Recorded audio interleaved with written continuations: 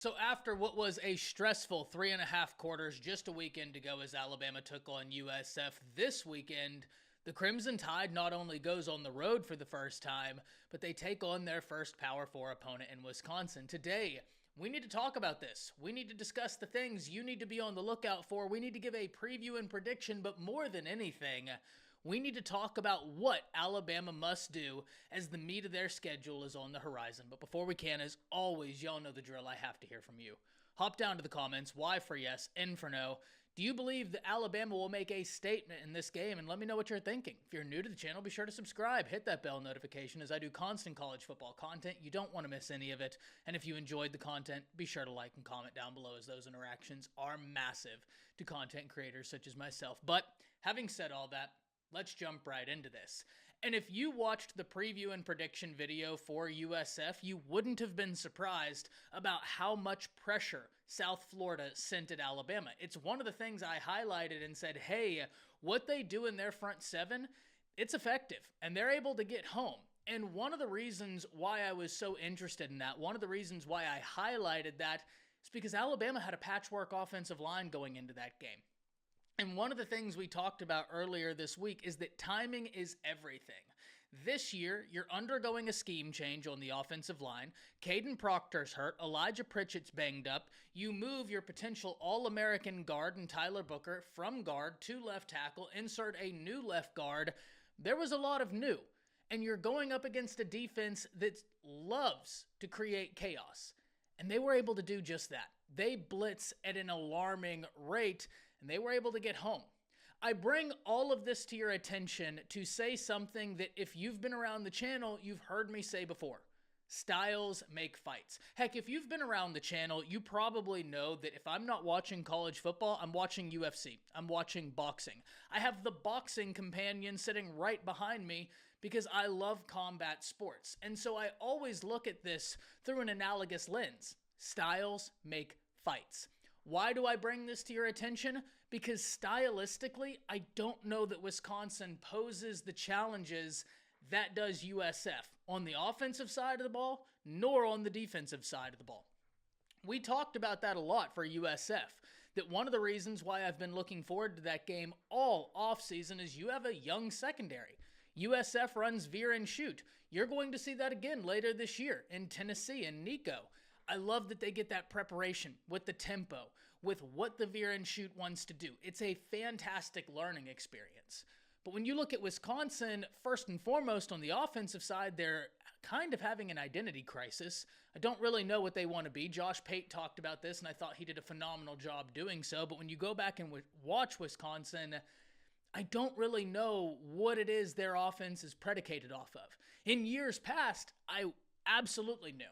This year, not so much. And then defensively, I think that whenever you look at their defense, it's a little bit of the same situation. I think they have an identity on defense, but they're still trying to implement the personnel, what they need to do to be able to achieve that identity on the defensive side of the ball. With USF, you knew that they were going to run a lot of tempo. They run more plays per minute than any team in college football. And on the defensive side of the ball, you knew they were going to blitz. And you knew they were going to blitz at an alarming rate. Now, once Elijah Pritchett came into that game, Alabama was able to make them pay for some of their aggression. So it's going to be interesting to see what the offensive line looks like this week against Wisconsin. If Caden Proctor is healthy, and I certainly hope he's healthy enough to go in this game, because in a perfect world, you want him to get some reps against a team before that bye week to go sit, learn, reflect, and then take on Georgia. In a perfect world, you don't want him jumping right back into the fold against Georgia. You want him to get those reps with the guys next to him because the offensive line is a unit that takes time to gel. And yes, you can say, but Ty, they've been practicing against each other. Practicing games are two different things. Absolutely two different things. You need to gel as a unit whenever you have your feet to the fire. And that's what happens in a game. So I certainly hope Proctor is a go for this game on the road. Would be a fantastic addition for this Alabama offensive line, and it would allow more fluidity in my opinion. But I think Alabama has a few paths to victory. And if you're sitting there thinking to yourself, well, Wisconsin could just turn on the film, see USF blitz a lot, and say, we're going to do the same thing. That's not really how this works. Sure, Wisconsin may blitz a little bit more than normal, but they're not going to do what USF does. Why? Because you cannot change your identity entirely within 1 week as a football team. That just doesn't happen. Todd Orlando and USF are known for being hyper aggressive in the front end. They're going to send pressure from everywhere, anywhere, and they're going to live and die by the blitz. That's just what they do. And they have caught Alabama at the perfect time 2 years in a row. We've talked about this.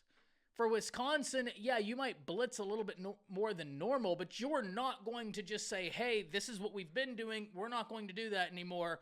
We're going to be a team that is just 1,000 miles per hour blitzing every single down. You haven't had enough time to do that.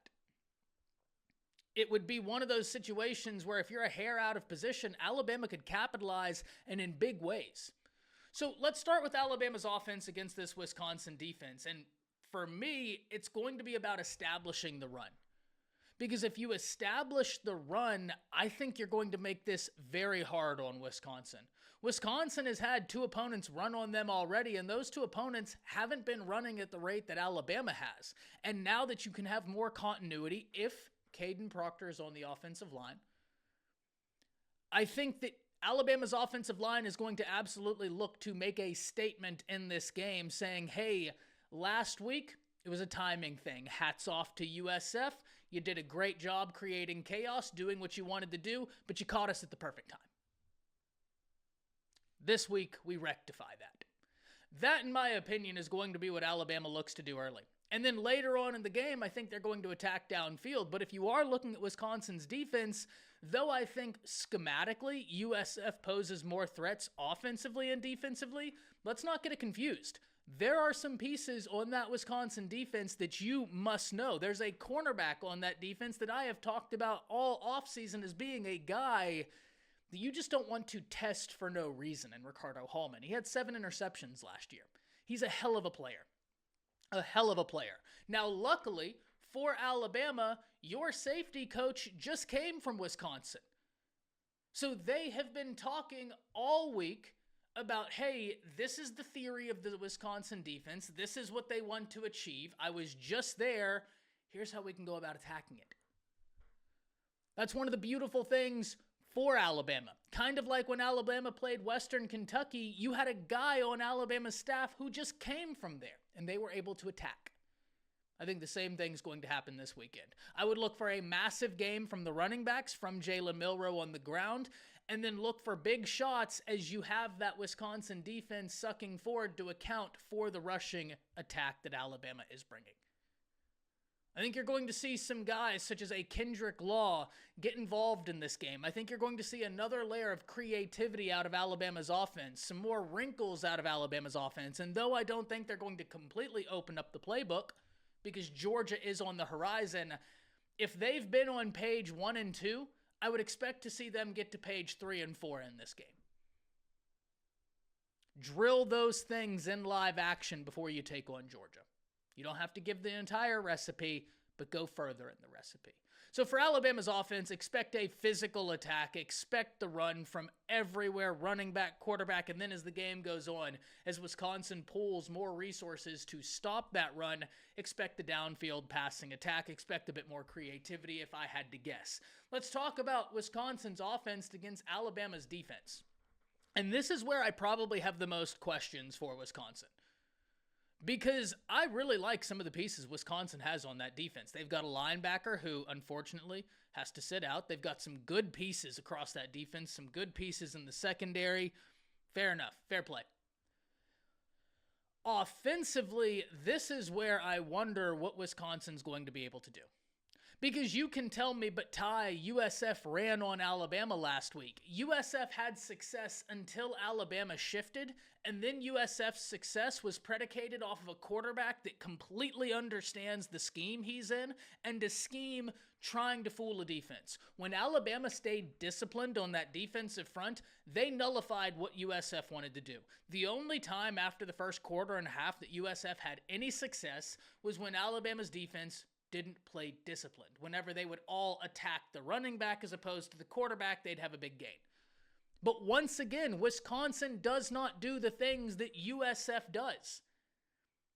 USF has a quarterback that completely understands what he needs to do to be successful in this offense, how the offense operates, and runs it really well. Really well. Another thing you have to look at is Alabama had 3 turnovers. Alabama's offense couldn't stay on the field. So they gave that USF offense more opportunity just by a simple numbers game. But this weekend, there are some pieces Wisconsin has in the running back room. I like us, Wisconsin. I'd be shocked if they didn't have a running back that I didn't look at and say, okay, yeah, you can play ball. It's Wisconsin. But I think that Alabama's defense is going to look to really make a strong statement in this game. There were times where wide receivers got behind the defensive backs. Now, as I have watched back, I think that's a bit more nuanced of a conversation than just, hey, secondary bad. I think that's an extreme take. I think there's learning to be done. Don't get me wrong. I'm not saying everything is roses. That is absolutely an area where there is still learning happening. You have multiple true freshmen getting involved in this secondary, from Red Morgan, Zabian Brown, Jalen Mbakwe, Zay Mincy getting some time. You got a lot of young guys. That's going to happen. But once again, you had an offense that, for instance, one of the times where a guy got behind Zabian Brown, they had just gone deep. They subbed instantly, got a brand new wide receiver in there, and really before Alabama could make a call, they went deep again right on Zabian Brown. Different wide receiver, fresh legs, was able to get a step or two behind him.